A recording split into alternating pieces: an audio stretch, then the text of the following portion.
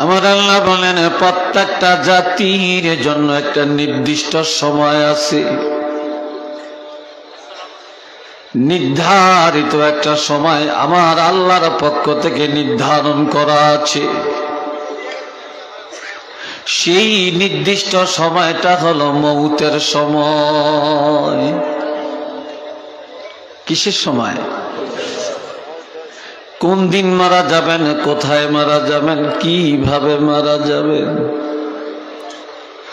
দুঃখের মরা মরবেন না সুখের মরা মরবেন,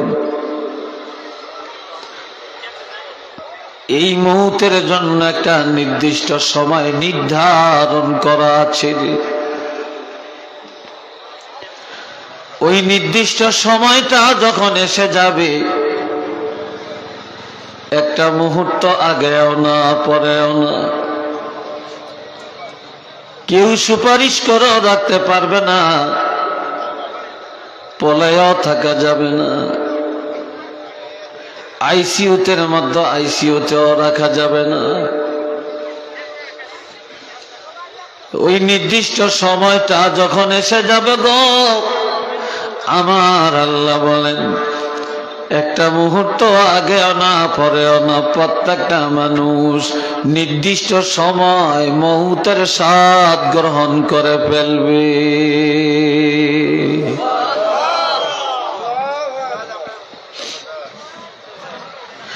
আইনামা তাকুনু ইউদরিকুমুল মাউতু ওয়ালাউ কুনতুম ফি বুরুজিম মুশাইয়াদা।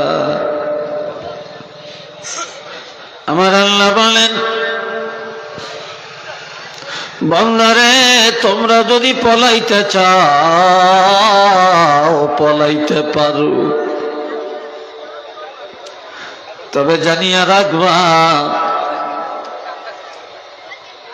তোমার পলাইবার জায়গাটা যদি কোনো প্রাচীর হয়,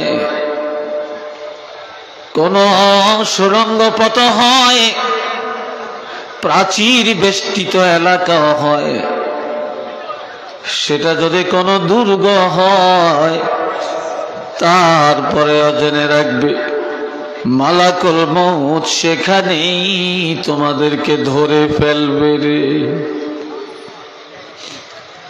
দুনিয়ার সব কিছু থেকে বাঁচা যায়, কিন্তু মালাকুল মউতের হাত থেকে বাঁচার ক্ষমতা কারো নাই।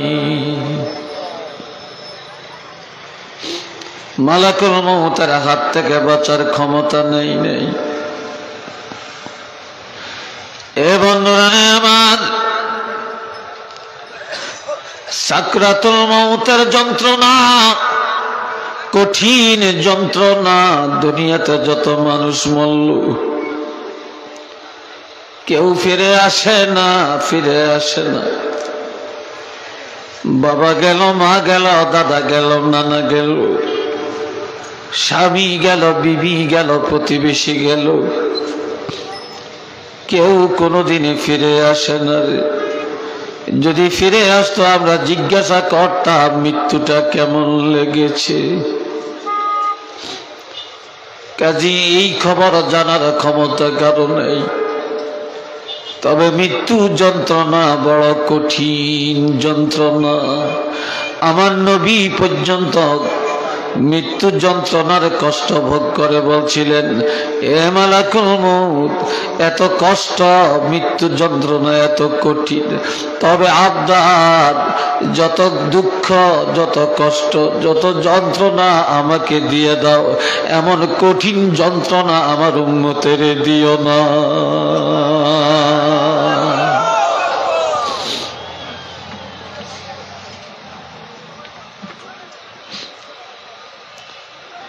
পাঁচটা জিনিস আমার আল্লাহ কাউকে জানতে দেন না, তার মধ্যে একটা হলো ওয়ামা তাদরি নাফসুম বিআইয়ি আরদিন তামুত।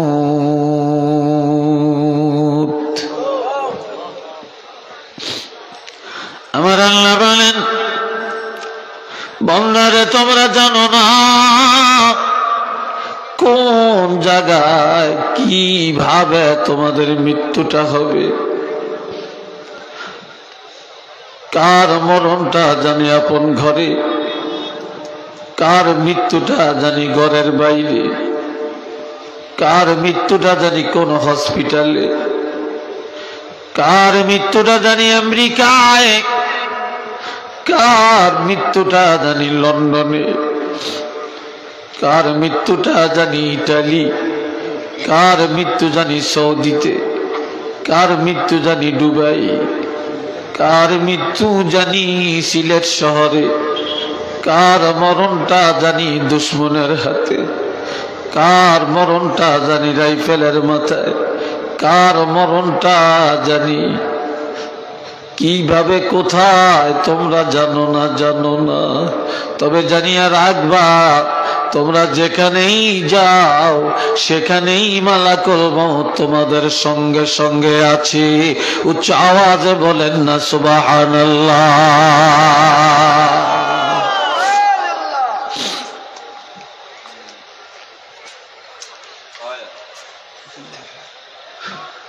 আল্লাহ, সবাই চক্ষুটা বন্ধ করেন, চক্ষুটা বন্ধ করে আমার সাথে বলেন মিনহা খলাকনাকুম ওয়া ফিহা নুঈদুকুম ওয়া মিনহা নুখরিজুকুম তারাতান উখরা।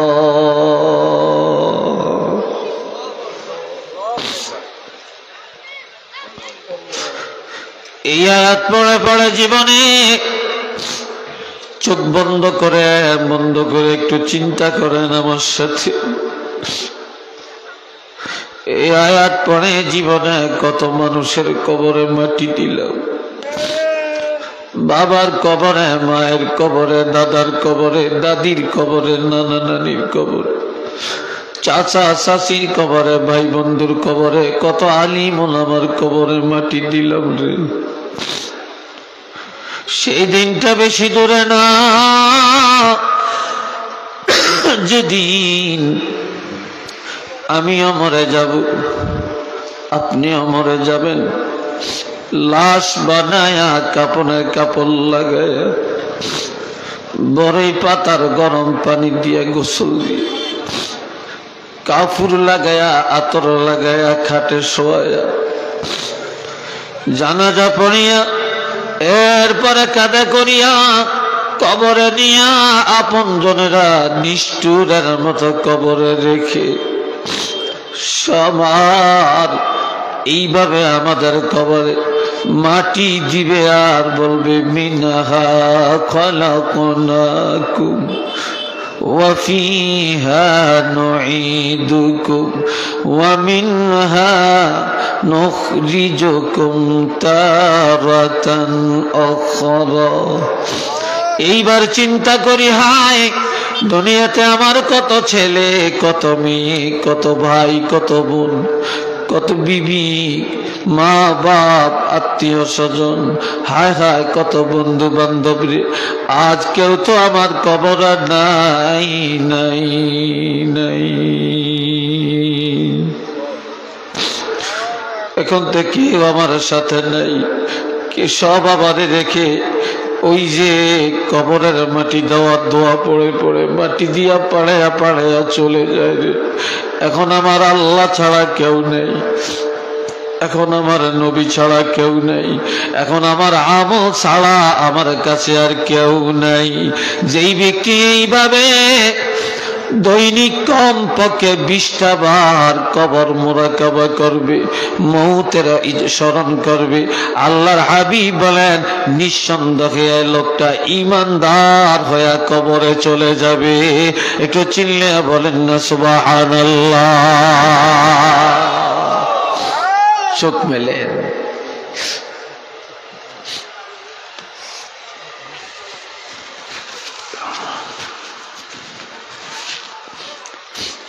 আসি একা যাব একা সঙ্গে নিব কি আসি একা যাব একা সঙ্গে নিব কি সঙ্গে নিব দুটি নাম আল্লাহ ও নবী।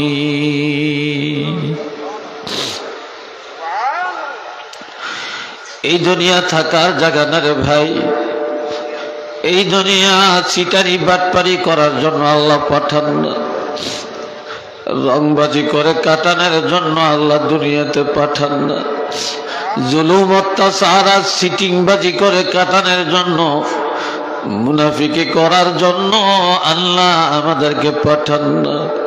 এই দুনিয়াতে পাঠাইছেন কবরের প্রস্তুতি নিয়া কবরে যাওয়ার জন্য।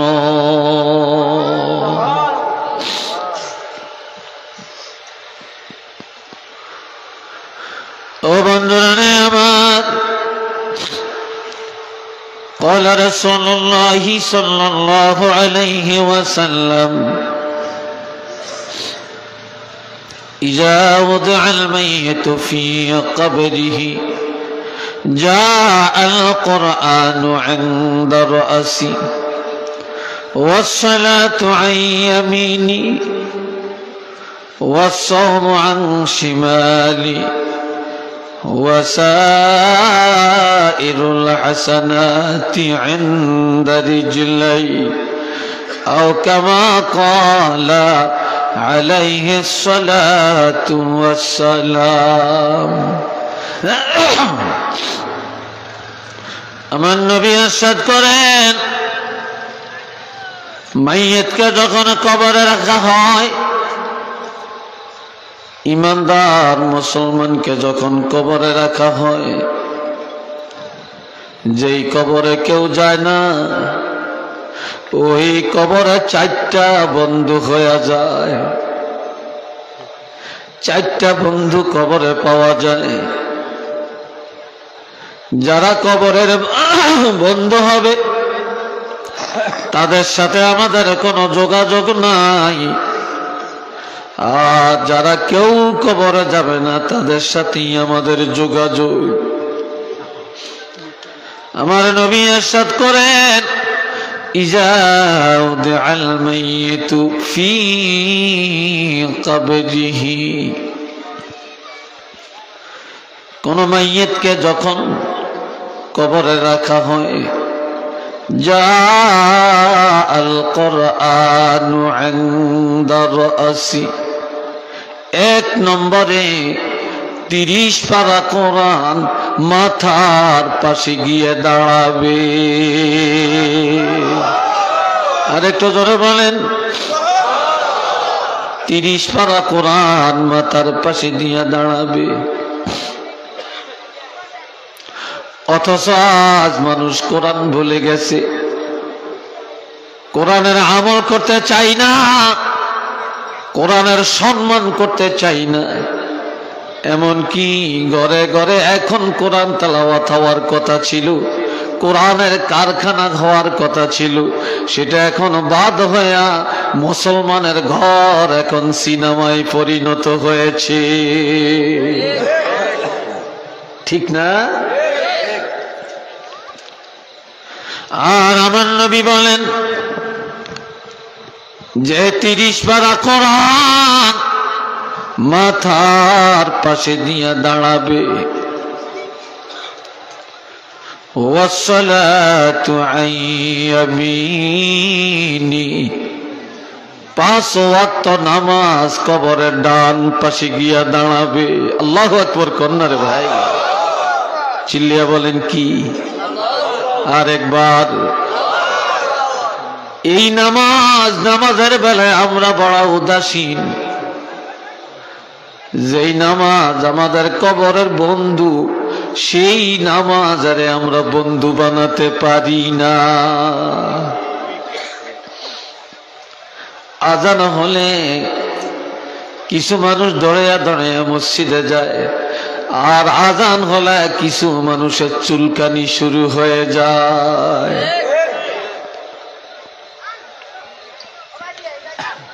বাবাজিরা আমার, এই জন্য আমার নবী বলেন ফাওয়াইলুল লিল মুসাল্লিন আল্লাযীনা হুম আন সালাতিহিম সাহুন।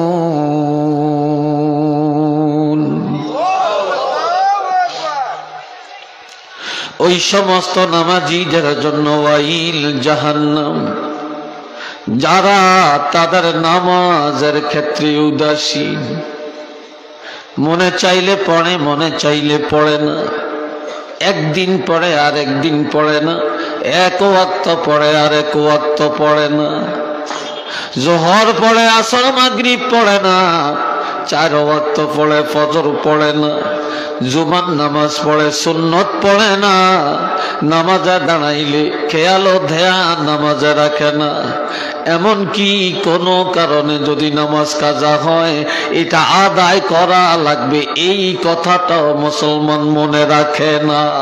এই জাতীয় উদাসীন নামাজি যারা, আমার আল্লাহ বলেন তাদের ঠিকানা জাহান্নাম। একটু চিল্লে বলুন না নাউযুবিল্লাহ।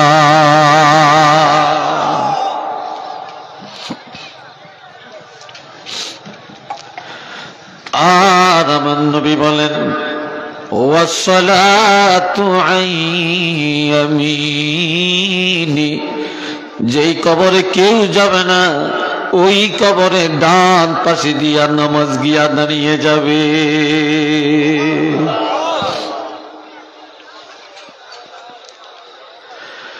ওয়াসসাওমু আন শিমালি,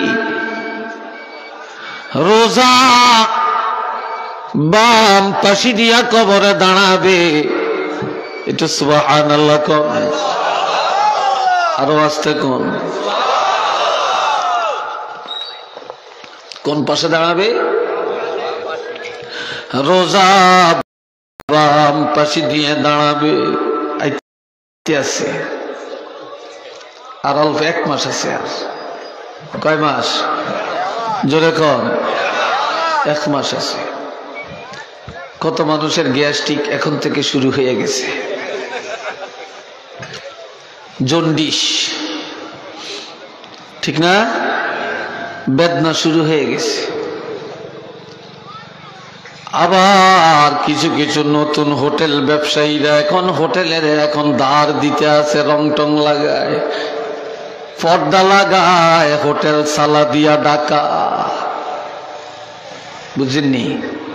হোটেল ওটা সালা দিয়ে রেখে রাখে, এই জন্য হোটেল সালা দিয়ে ঢাকা, পর্দা দিয়ে রাখছে, সালার কাপড়, বস্তা বস্তা। আবার সামনে দরজায় তালা, পিছনের দরজা খোলা, ঠিক কিনা? আসেনি এরকম? আবার কয় হুজুর মুসলমানে খায় না, হিন্দুরা খায়। নাউযুবিল্লাহ বলতেন না? বাটপারি বাটপারি।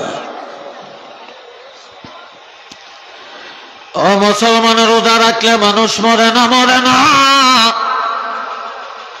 রোজা রাখলে যদি মানুষের স্বাস্থ্য খারাপ হয়ে যেত, রোজা রাখলে যদি মানুষ মারা যাইত, এমন ইবাদতের হুকুম আমার আল্লাহ দিতেন না, ঠিক নি? রোজার দ্বারা শরীরের পাওয়ার বাড়ে, শক্তি বাড়ে, লিভার সুস্থ থাকে, কিডনি সুস্থ থাকে, হার্ট সুস্থ থাকে, যার শরীরে চর্বি বেশি চর্বি কমে, কোলেস্টেরল কমে, হার্টের ব্লক ছুটে যায়। আর এই রোজা হলো দেহের বড় ঔষধ। এই রোজা যারা সম্মানের সাথে রাখবে, আমার নবী বলেন এই রোজা কবরে বাম পাশে দিয়ে দাঁড়াবে। ওয়াসাইরুল হাসানাতি ইনদা রিজলাই, নেক আমল, নফল ইবাদত, তারপরে সালাম কালাম, দান সদকা, মুআমালাত, মেহমানদারি, তাহাজ্জুদ, ইশরাক, শাস্ত্রের নামাজ, যত নফল ইবাদত, জিকির, আজকার, দুরুদ আছে, এই সবগুলি নফল ইবাদত কবরে 2 পায়ের পাশে দিয়া দাঁড়াবে। ফেরেশতা কবরে আসিয়া যখন দেখবে কবরে চারদিকে চারজন বন্ধু দাঁড়িয়ে আছে, প্রথমে মাথার কিনারের বন্ধুকে জিজ্ঞাসা করবে, তুমি কে? বলবে, আমি কোরআন। ডান পাশের বন্ধুকে বলবে, তুমি কে? বলবে, আমি নামাজ। বাম পাশের বন্ধুকে বলবে, তুমি কে? বলবে, আমি রোজা। পায়ের কিনারের বন্ধুকে বলবে, তুমি কে? বলবে, আমি নেক আমল, নফল ইবাদত। কেন এসেছো?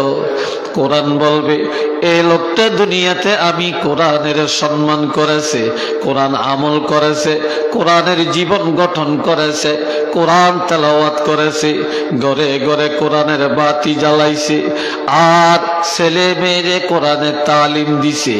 এই জন্য আমি কোরআন তার মাথার পাশে দিয়ে আসলাম। নামাজ বলবে, এ লোকটা দুনিয়াতে যত কিছুই করেছে নামাজ ছাড়ে না, আমি নামাজের হেফাজত করেছে, বন্ধু বানাইছে, এই জন্য আমি তার কবরের বন্ধু হয়ে গেলাম। রোজাকে বলবে, তুমি কে? বলবে, আমি রোজা। তুমি কেন এসেছ? বলবে, এ লোকটা রোজা আসার আগেই রোজার জন্য প্রস্তুতি নিয়েছে, আনন্দের সাথে রোজা রেখেছে, এই জন্য আমি রোজা কবরের বন্ধু হয়ে গেলাম। এবার দুই পায়ের বন্ধুকে বলবে, তুমি কে? বলবে, আমি নফল ইবাদত। বলে, কেন আসছ? এ লোকটা ফরজ ওয়াজিব সুন্নাত আদায় করে, এরপরে অবসর টাইমে নাফরমানি করে না, বেশি বেশি নফল আমল করেছে, এই জন্য আমি তার কবরের বন্ধু হয়ে গেলাম। এবার বলে, তোমরা কতদিন থাকবা? তারা বলবে, আমরা কিয়ামত পর্যন্ত দাঁড়িয়ে দাঁড়িয়ে পাহারা দিব। এরপরে কি করবা? তারা বলবে, হাত্তা ইয়াদখুলাল জান্নাহ, আমরা হাতে ধরে ধরে টানিয়া টানিয়া তাকে জান্নাতে পৌঁছাইয়া দিব।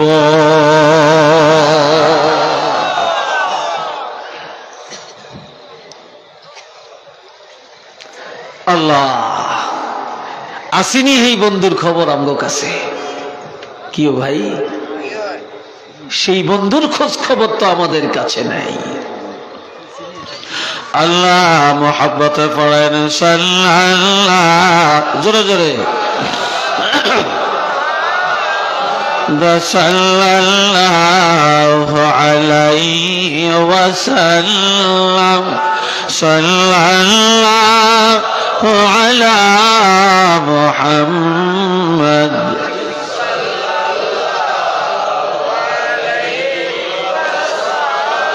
আরো জোরে সাল্লাল্লাহু আলা মুহাম্মদ।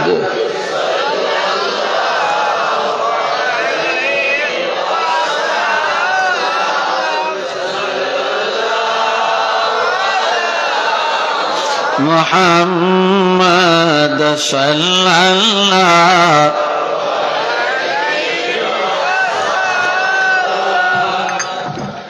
আল্লাহ, একটা যুবক ছেলে একদিন মদিনায় যাইতেছে, রাসূলের পাকের রওজা শরীফ জিয়ারত করবে। একটা বুড়া মানুষ তার একটা ঘোড়া হারিয়ে ফেলছে, তো রাস্তায় রাস্তায় ঘোড়াটা তালাশ করতেছে। যুবকটাকে দেখে বলে, যুবক রে, তুমি রাস্তা দিয়ে আসছো? বলে, হ্যাঁ। এই রাস্তা দিয়ে আমার একটা ঘোড়া যাইতে দেখছো কিনা? দেখছি বা দেখি না। কাছে আসো। দেখছি বা দেখি না, এটি তো বললে চলতো নাকি? যুবক বলে, আপনি আমাকে ধরিয়ে একটা ঘোড়ার কথা জিজ্ঞাসা করলেন? আমি রাস্তা দিয়ে হেঁটে আসছি, আমি তো আপনার ঘোড়া পাহারা দেই না। আমি কি পাহারা দিছি নাকি?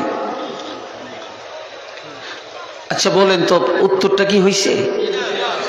হ্যাঁ, উত্তরটা হয়েছে। এটা বেয়াদবি হয়েছে না? এটা অহংকার প্রদর্শন হয়েছে না? তাই বুড়াই বুঝতে পারছে যে যুবকের অন্তরে দুনিয়ার অহংকার কাজ করতেছে। তখন এই বুড়াই উপদেশ দেয়, আজ গাওয়া সাত কাবস গিয়া কর দে। এটা আল্লামা রুমি বলছেন, আজ গাওয়া সাত কাবস গিয়া কর দে, আজ গোরে সা এক আওয়াজ না আমদে। এদিকে তো কথা হচ্ছে কেন? হোক না বাজার। রাত যারা রাস্তায় অনেক লোক দাঁড়িয়ে আছেন, কেউ রাস্তা থাকবেন না, সব ভিতরে চলে আসেন। আল্লাহ শুনেন। এবার বোড়াই বলে, আর যুবক, যুবকরা শুনো, এ যুবক,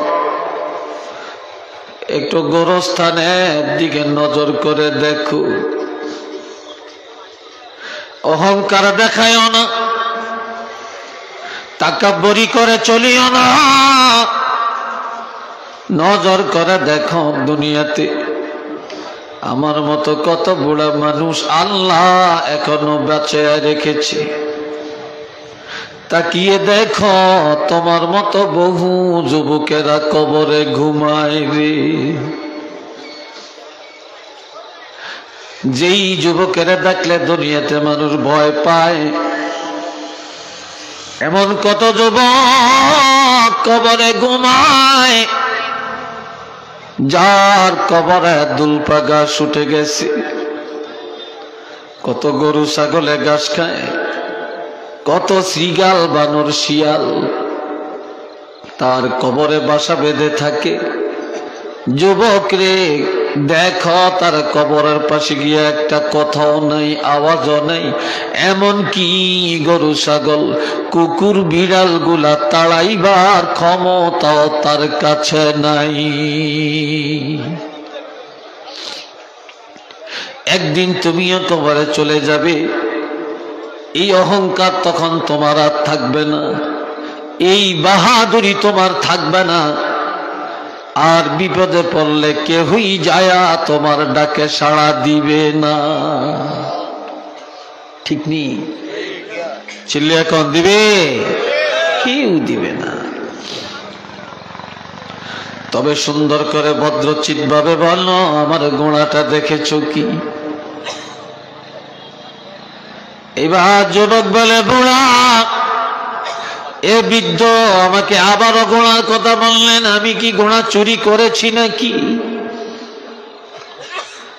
বুড়া এবার আর একটা উপদেশ দেন, বেরুদর বেশ গরস্তা নজর কুন, হার গজনা শান দিশা 100 খুন। এ যুবক, দুনিয়ার সব খবর তোমার কাছে আছে, কিন্তু এতিমখানার খবর তোমার কাছে নাই। দুনিয়ার সব জায়গার খবর তোমার কাছে, এতিমের খবর তোমার কাছে নাই। এতিমখানা কোনটা রে বাবা? দুনিয়াতে মা নাই, বাপ নাই, তারা এতিম। দুনিয়াতে এতিমখানা লিল্লা বোর্ডিং আছে, এতিমখানা আছে, কত মানুষের সহযোগিতা করে। সবচেয়ে বড় এতিমখানা হলো গোরস্থান রে।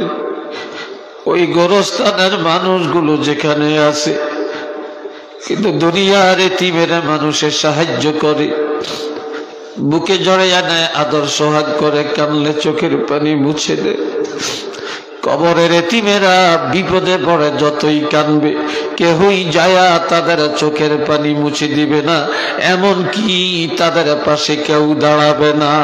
ওই এতিমদের খবর নাও, আজ একদিনই তুমিও সেই এতিমখানায় যাইবা, তুমিও সেই জগতের এতিম হইয়া যাইবা।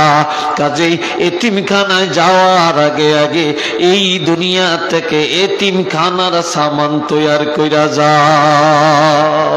একটু চিল্লে বলেন না সুবহানাল্লাহ।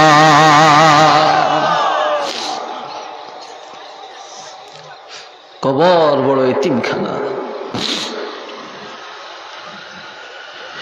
এই জন্য বাবাজিরা, আল্লামা রুমি আরো বলেন, আয় খোসা চশমে কে আগের ইয়ানিউস,